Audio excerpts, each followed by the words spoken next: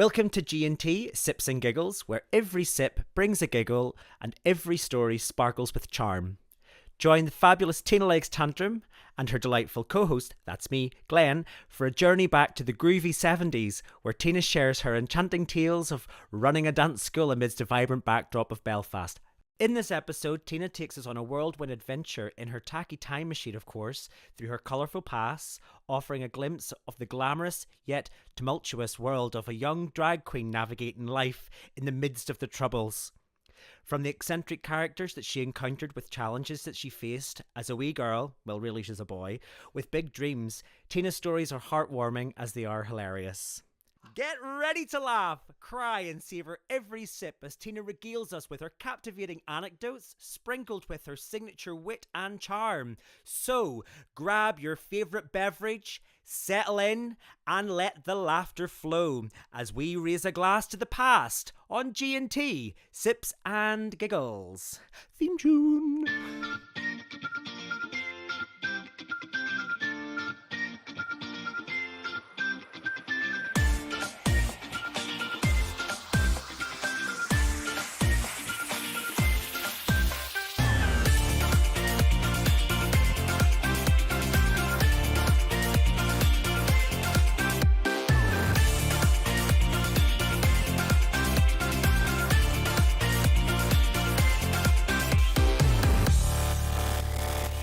Hi everybody, welcome back. It's me, Miss Tina Leggs Tantrum. How are you all doing? Thank you for tuning in. And of course, it's me, Glenn.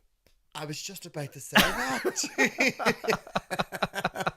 Well, that would actually make a change because you usually do forget to sort of introduce me. Do you know what? We've been working together in Dragster Riches. I actually had to publicly state. Do you remember? Yes, I do. I was only a show it last week. I had to stop and go, right.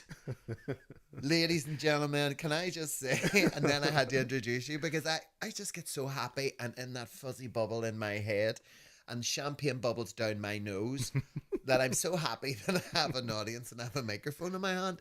And it's very hard for me to go, wait, there's someone else you need to talk about. This is very important. And it's you. Thank you. And I publicly said the last time I was out, right. I think I've done it twice now and went. And I'd have 30 shows. 30 shows. You've introduced me twice, yes. Yeah, because it's normally at the end. To be fair, it doesn't phase me in any way. Because you see if it was the other way around. I think people would be scratching their heads if I didn't introduce you, to be fair. Well, I'd be standing with a face like thunder, and I believe you me, there'd be words. So this week's podcast, we're talking about you and your dance school. Yes. So you need to take us back in time. Oh, in that tacky time machine. Oh, my tacky time machine, and I love tack. I love it. There's nothing. Listen, when it comes to the tackiest drag queen, redneck, I love tacky.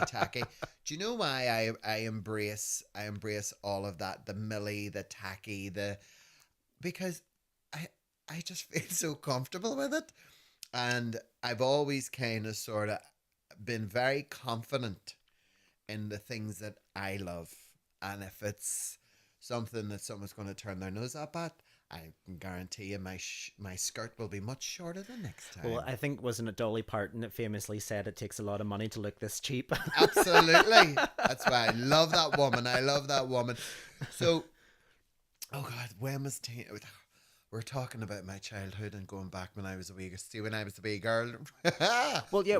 So the thing, so it was. I think we were talking about you starting a dance school. Yeah, but I think. Do you know what happened? I'll tell you what happened. There was an older man and an older lady, St. Paul's Hall, on a Tuesday night in Hawthorne Street, and they had this disco dancing class in the late 70s, right? And back then, where I lived on the Lower Falls, all the streets, it was very community driven. Loads of kids everywhere. Every street had a big family, and we all were friends, and we all ran about together, and we all hung around the street corners and things like that. But in St. Paul's Hall in Hawthorne Street, downstairs was a snooker club, upstairs was this big parochial hall. And on a Wednesday night, they had bingo. But on a Tuesday night, from nowhere, wee Peggy and Sammy, God bless them, came along and they were teaching disco dancing. Now, I hadn't got a clue. So it was 25p in. And back then that was a lot. And I went for the first time, and it was a sea, an ocean of wee girls. Now, picture this. If you think back, I was about 9 or 10, and do you remember the film The Goonies? Mm-hmm. No wee chunk? Uh-huh. That was me. Hey, you guys. Was he the one that was doing the truffle shuffle? That was him. Okay, yeah, That was me. Yeah. I was the happiest, fattest, chunkiest kid you've ever seen in your life. And I was camp with it, but I was a happy kid, you know? So I went into this dance school. I paid my 25p in, and I was fascinated. And the strange thing was, I was looking at the lady teaching the routine. She used to one side there'd be about 200 kids on that side, 200 kids on this side, and about 300 kids down the back. Now the boys were all messing about, and I was probably the only one who paid attention. And he used to go, right, everybody get in the lanes. I ran to the front. I said, I'm going to get this. I am going to do this. Right? I'm going to do this. And the next thing was, put the music on. 5, 6, 7. And I got it straight away. And that for me was something that I was learning. And that's where the whole dancing thing, that dance class came. And I always thought, then straight, and I think it was 1981 or 1982 on a Thursday night, best night TV ever. Top of the Pops was on. And then straight afterwards was Fame, when Fame was good. And I used to lie across our open coal fire that burnt everything else but coal because it was too dear. Neighbour's fence, that's burnt. It. Shoes, gotties, you name it. Put it in the fire. And I watched Fame, and then I used to think to myself, I'd love to have my own dance school. Look at that. And I guess that's where that seed that was planted. And then I thought, right, okay, I would love my own dance school. And because they used to have these wee mini competitions within that dance class, and I won it, I think just the once, because they didn't want to pick a boy. But I didn't care. I had the routines and everybody knew I could do it. I didn't care. Nobody was really bothered whether I was up doing the lessons or not. But they always stayed in my head. And I could do those routines right now. It's kind of funny though, isn't it? Because it's a different time as well. Completely. And you mentioned in the last podcast that you were attracted to feminine things. Yeah. Like when you were growing up, even before you stepped into that dance school, like how were your family with you? Brilliant. Absolutely brilliant. My family were very, very functional. My father ruled the roost. But my mummy was the queen of the house. And whatever mummy said ruled. And if you didn't do as you were asked, then daddy would have stepped in. But we were all treated beautiful. We had a very happy childhood. We didn't have, really genuinely didn't have much. My family, my upbringing was very happy. We had food. We had clean clothes. We were Christmas, birthdays, all the usual stuff. Do you know what I mean? Yeah. It's very happy. It was a happy house. Oh, that's good. We had our ups and downs. We had our bumps along the way. We were living in the middle of the troubles, and you know what I mean. I mean, some of the stuff we were growing. Oh my God! Oh God! Where do you hear this? So this is true. So I was about 6 or 7 going to primary school, and we used to call for each other on the way up to school, right? And there'd be about, by the time you got to the bottom of Oakman Street, there'd be about 8 or 9 of us. And I remember one of the wee boys' mummies saying to us, now here, see if there's any shooting. Remember, you hit the deck. You don't move. You lie flat. See when it's over, get up and go on to school. And that was normal. And sometimes, because when you come down Oakman Street, to the right was Beachmount. You had Beachmount Pass and Beachmount Grove. But that road continued on down, right along onto the Falls Road. That was the main road. And just to the left was St. Rose's High School. And it had a nickname called RPG Avenue. Rocket launchers. Yeah. Yeah. Now, so it was a big wide open space. You know, it was just like wasteland. You used to have to walk across. And I am not joking you. There was a couple of times we've been walking down. Now remember now, boys. See if there's any shooting. Make sure you hit the deck. 2 minutes later, we were all flat. Flip. Bullets. I'm being serious. Flat. Oh, that's crazy. And we used to lie there, right? And I had this duffel coat, right? And every time I hit the deck, I lost a button. And see the buttons, right? The buttons were big wooden ones. You used to get your thumb on. You have to And they were like the ones that were sort of like cone shaped. yes. Yeah. The big, big white yeah. lace and all. You just have to twist it and turn it and all. Yeah. And I remember laying there thinking, and the bullets were literally whizzing over our heads. And thinking, see if I lose an R button, I swear to God, I won't go mental. And all the mummies would come out screaming, oh my God, stay down, don't move. Bedlam and the army was shooting back, and everybody was screaming, there's children here. And then the next thing, the mummies would have come over. You all right? Yeah, we're dead on, right? Go to school. That definitely would not happen today, to be fair. No. Definitely. You'd have been in counselling. You'd have been. Here. I mean, you used to walk in, the teacher goes, stay to you, where were you, snipers? Take your coat off. Go sit down. And that was it. That was Madness. That was a lot. That was a lot of. And see, when I think today, when I hear other people going, oh, I'm really sorry, but that just triggered me. I look at them and I go, oh, excuse me. Hold on a minute, honey. Oh, let me take you back to the day. You know, when I hear that, I go, please, oh, get out of my sight. Are you crazy? One of the other things is that me and my mummy are like, are you close to your mummy?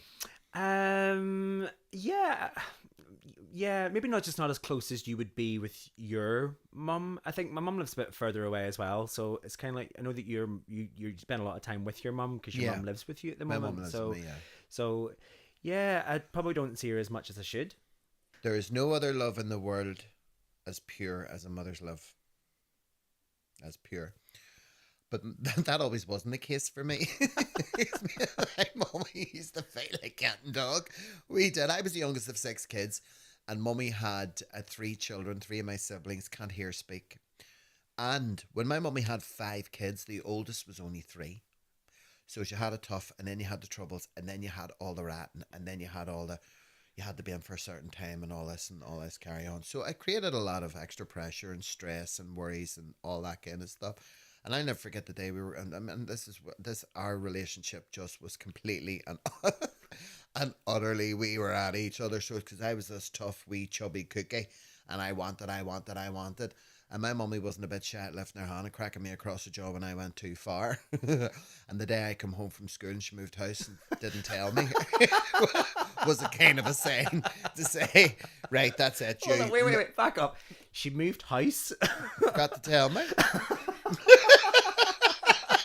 Come home from my lunch.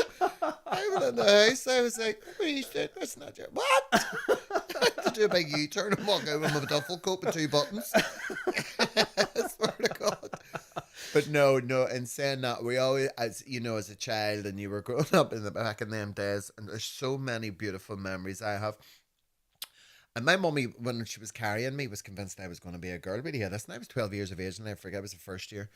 And I came home from my lunch, and she was in the house at the time. The house, it was the right house, and she was just sitting there. She was just folding her wee thing. She had in her hand her wee tea towel. Here she was, the Glen. Not telling. It's gospel truth. She says, "Can I tell you something?" I was like, "Yes, love." See, when you were born, I was so disappointed. My heart. I'll never forget it. I was watching the news, the lunchtime news, and there was this flood somewhere. And I looked around at her, my eyes filled with water, and she was just carried on floating the wee tea towel. Yeah, I was so disappointed. Because I was so convinced you were going to be a girl, you see. There's 5 boys and 1 girl. And I was carrying you, and I kept saying to your daddy, that's going to be a girl, you know. And he was like, no, it's not. Hold on, what do you say? She said, it is, just like Christina. And when they handed you to me and they said, it's a boy, I went, what? And are you sure? And they said, yeah, he has a penis. But here, this is how I got to know my mummy. Because tears were in, like, creeping out through the pores of my... And she said straight away, and that's why I love you the most, because I carried that guilt for a very long time. Aww. And I just kept kissing you and cuddling you and telling you how sorry I was. even when you were a little infant in the cot in the corner of the room, I kept running over to you and I kept kissing you. And your daddy used to shout at me, and, oh, would you leave him alone, you book Egypt, you? I mean, in many ways, she got the girl that she wanted, right? Isn't this the irony? Isn't this the irony? I was like, oh my word, you know. And that's how I looked at, for the very first time, at my mum and think, that's what my mummy does. She tells you a story without warning, Uh-huh. without saying, "Now I need you to listen. I need you to understand. I want you to tell you this, and I need to explain." She just goes, "Can I tell you something?" And she goes, "Boom." Cutthroat, completely cutthroat, you know. So we went into the. So I left school in 1984, and I joined Clowney Youth Training Program. And then I was like 16, 17, and a lot of the girls, we used to go to Peggy and Sammy's, and they left. They'd gone. So because I could do the dancing, a couple of girls had said, "Would you teach us dancing?" And they went down to St. Rose's High School, where this youth club was on for girls only, called Club Shalom. And there was the most remarkable lady in there called Sheila. And she was only young, like, you know. And so they went and they spoke, and they said, "We don't know if we can let him in because it's meant to be all female." But she said, "Go and get it and try it." And that's where my dance classes all began. And we had a name, New Technique. We were called New Technique, my wee dance school. And those kids were just amazing. Absolutely amazing. There was nothing else for them back then. There literally wasn't. I mean, I took all those wee girls off the streets, and I taught them how to dance and routines, pairs, team routines. We went to England, Scotland, Wales. Didn't always win, but created beautiful memories. And do you know what? It was also an excuse for me to be surrounded by makeup and big hair and sequences and female company, because I was in a house dominated by males, and it was only just me and my mum, and my sister was much, like, 5, 6 years older than me, you know. So, but my dance school was just camp. It's funny because there's been a couple of things whenever we've been out. Are these the people that you've danced Taught. with, or okay, so they're Taught. taught? Because I know that you had Yeah. you were the manager at the Groovy Train, as well. So these are people that you'd actually taught. So do Yeah. you still keep in touch with anybody from that? Or I do, because ironically you say that, because one of my ex pupils, Sorsha, she messaged me on Instagram and wanted to meet me for a coffee. And Sharon is another one, would message me every now and again. You know, they still call me Wolsey, and they still, you know, I can just see they now realize and appreciate the time and effort I put into that. You know, and I was ever so grateful for them, because for me I had an outlet that never would have existed. And I would have been a wee bit afraid, you know, of where my mind would have went, not having, you know, the girls and their hair and the dance competitions, the mummies. Oh my God, I love the mummies, the dance moms, as they're called now. You know, back then it was called the mass. But yeah, the dance school was it was disco dancing basically. It's like team formation and pairs, and then solos. And there used to be this big competition in Northern Ireland, and you had to really compete to get through and all this kind of stuff. But it was just, it was so good. It was just lovely. And then all of a sudden one night, when I started to realise about the whole gay thing and stuff, Tina wasn't even any, like, you know. she was only a twinkle in your eye at that Wee point. twinkle, wee twink twink. And then one night I was walking over to my dance school, and I sat them all down and I said, "This is your last class." They were devastated. But I just knew in my heart that that was the time to do it, because I was like, right, okay, this is right. Now, they broke their wee hearts and stuff, do you know what I mean? But I just spent like 6 or 7 years with them. Yeah. And I wanted to discover me. Yeah. I wanted to find out who I wanted to be. And, you know, things were changing. You know, my other friends were getting engaged, getting married, having kids. and I was like, right, okay. It's kind of funny because I think you said in episode 1 of our podcast, you talked about how you're very decisive and how you're very like black or white. Like, Yep. yes, I know you that when you have something in your mind, that's it. Like, you'll execute that sort Yep. of that decision. Which is interesting. Here's a fun thing you might not have known about me. Go. So, well, actually, first of all, so it was like you were doing disco dancing, which I'm assuming in the 70s was like pointing in the air, disco dancing, not to be confused with disco dancing in the late 90s, certainly the late 90s, where it was all sort of like sequins and like real hard dance music and stuff. But when I was living in East Antrim, whenever I was growing up, I took disco dancing lessons. But it was late 90s dance disco dancing lessons, and I coped with them for about 3 weeks. Oh. Too high energy for me, and I just couldn't commit to doing the splits.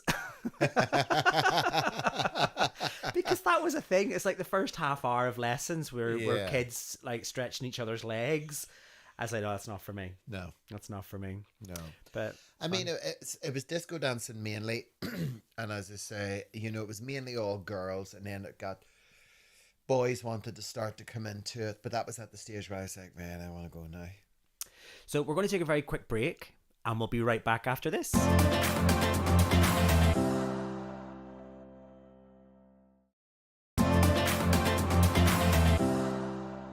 So as I was just saying before that very quick commercial break, it was. I still keep in touch with them. From time to time, I bump into them, but here's the thing: I don't recognize them. So most of them I don't. Some of them I do. And I don't mean that in a disrespectful way. They've grown into wonderful young professional ladies, and they've got families of their own and stuff like that. The last time I would have seen them would have been 40 plus years ago. But that's good that they still recognize you, though, and stop and talk to me. That's good. Yeah, I mean, fair play to you if you can remember somebody from 40 years ago. I struggle to remember somebody I met last week. Well, and sometimes it would say to me, "Do you not remember me?" And I would have to be honest, and I'd say, "I'm sorry, I don't." And I'd rather be honest with the truth than go and pretend that I do. Well, they're only going to say you don't. Yeah. Do you know what I mean? Or you do that thing where, well, this is the way I get around it is if someone says, "Oh, do you not remember me?" I go, "Hi, love," and then I'll spend the next 5 days trying to work out where I actually remember them from. Yeah. So fair play to you, because that's probably the easier option. It's the easier option to go, I'm really sorry, but I don't. Do you want to remind me? And then they'll tell me their name, and they'll say I was such and such, and I was partnered with such and such, and then the memory starts to flip, and you go, "Oh yes, right, okay," and then you can take it from there. They used to have this disco dancing competition once a month up in the Green and Lodge, and all the wee dance schools used to come from all over, and it was good. It was a very good way to bring all the communities together, and it was a full day event. So it was. I think the last time I was up there would have been in 1994, and I was seeing somebody at that time. He was from Dublin, and because I remember we broke up that day. So we did. And that was the last competition that I had been with the pupils, the dance school. And I had thought to myself, I can't keep doing this, giving this much to this, and there's other stuff going on. So, but the dance competitions were brilliant. The one in Ayr in Butlins in Scotland was the one to go for, And like, there's still... Disco dancing, I would say, has changed quite a bit from back then, but I still look and I still watch wee bits and pieces. I still know other people who are involved in dance to this day.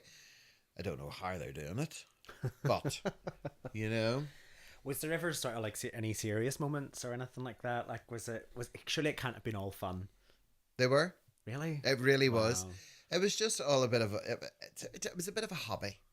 And because I discovered I had natural rhythm, and I was asked, would I teach? I thought, yeah, why not? And I did it, and I got a place, and it was a big assembly hall in a high school, and the facilities were fantastic, and all the kids just loved it. All the kids wanted to be a part of it, and I thought, yeah, come on, and it really took off. I mean, would you never consider doing it now? Never. You've done your time. I've done my time, love. Not at all. Great. Okay, well, we're going to move on to the next part of the show. Excellent. So we'll be right back after this. See you soon.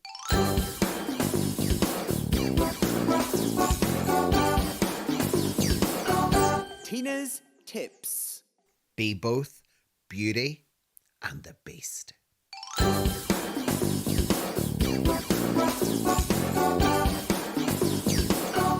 Tina's tips. My iconic tonic. Welcome back, everybody, to Sips and Giggles with me, Miss Tina Leggs Tantrum, with legs from here to Antrim, and of course, Me, Glenn. Hi. hi. This little piece and segment that I absolutely adore, we call it the Iconic Tonic, and we talk about iconic things of the week. Yes. My iconic tonic has been my iconic tonic all my life, and the reason why is because it's a human being. Ooh. Like an actual human being. Natural human being, yes. A walking, talking, living doll. And her name is Kitty. And Kitty is my best friend. And we actually grew up together. Ooh. Kitty has a brother called John Glenn. And John and my brother Tony were best friends too. So Kitty is a childhood friend from we were nippers. And Kitty was the girl in the area, and she was just stunning. She had long black hair and a fringe. I used to be looking at her. Let's go to school. Let's go look at her hair. I love her hair. I love her hair. Her hair is beautiful, so it is. And I just think she's really iconic because I've learned so much. I've always been drawn to very strong women. Always have been, always will. And Kitty is probably one of the most strongest iconic women I've ever met in my entire life. Even when we were like way back, you know, different situations and different things that have happened, and she's come through them, and I've thought, wow, you know, very inspiring, just trucking on. And you know, she's a mother, she's a grandmother, and she's partnered, and you know, she's just someone who I absolutely adore. So that's my iconic tonic, not just for the week, but for life. Oh, that's nice. Thank you. So nice. Now tell me this, Glenn. Yes. Who is your iconic tonic? Well, this week might have been inspired by an event that happened a couple of weeks ago. My iconic tonic this week is, in fact, two-time Eurovision winner, Queen Laureen. Now, I personally consider her a gay icon, and I'm hoping that there are a lot of gay people out there that agree with me on that. She's got so many qualities. She's unapologetic, authentic. She is a supportive advocate for LGBTQ rights. She speaks out against discrimination. And of course, as we talked about in the first podcast, I am a sucker for injustice. Yeah. And she is a person that's out there advocating against injustices. Her music, of course, as well, it's extremely powerful. It resonates with me. A lot of her lyrics are about empowerment, love, and acceptance. And she's actually, like, I don't know if you've seen the way that she dressed. I follow her on Instagram. She is quite a style icon as well. Yeah. I mean, not my kind of fashion, but you know, the clothes, every time I see a photograph of her, she's shot well, she looks amazing. And her iconic performances, you have to remember the 2012 Eurovision. Yeah. She brought the house down with Euphoria. It's up there as one of the most iconic Eurovision performances ever. And again, she done it last year. I was in Liverpool. I watched her live singing her smash hit Tattoo, which of course she won. The other things as well, just another couple of like bullet points this, but you know, she is up there with community engagement. She does engage with the LGBTQIA fan base. She's there through social media. I was at her concert in Dublin. She engaged with us there and other events that she's been at as well. And just representation, like her visibility in the music industry, I feel she is an openly queer artist, and she provides much needed representation for the LGBTQIA community. And I think just in general, she has a positive influence just through her music, her activism, and her presence as well. And as I've said already, like, why else is she an icon? What else do we need to talk about? She has won the Eurovision Song Contest twice. She's the only female to have ever done that. She's received so many awards as well. Critically acclaimed music. She performs at Pride. She was at Mighty Hoopla last year as well. And she does often collaborate with LGBTQIA artists as well. And for that reason, this week, my iconic tonic is the Queen Loreen. She's pretty awesome. Give her a listen. We love you, Loreen. You can find her on all good where you get your music from. On your phones. Oh dear. Anyway, that's been my iconic tonic. Thank you. Sip and share. Up next is Sip and Share, where we ask Tina listener questions. So, we have a question in from none other than Gail Moorhead. Okay. As she is on Instagram. And she asks, Tina, what advice would you give to somebody that's interested in exploring drag? Try it. Give it a go. Give it a really, really good go. I think try and drag at home is fine. It's fun. It's safe. But if you really want to invest in it, try and take your time with what you want to do and see if you can get a wee slot somewhere and then see how you feel afterwards. Some people think, oh my God, I'm going to do this, I'm going to do that. And then they go out, and then what happens when they're in a place, in a venue, and they're performing is a completely different perception. Being on a stage is scary. It is. It is scary. And I mean, yeah. I being in drag, I know that there are drag queens that will describe drag as almost like a mask. Yeah. So people can hide behind that when they're on stage. That's so true. But it is, like, being on a stage just is tough.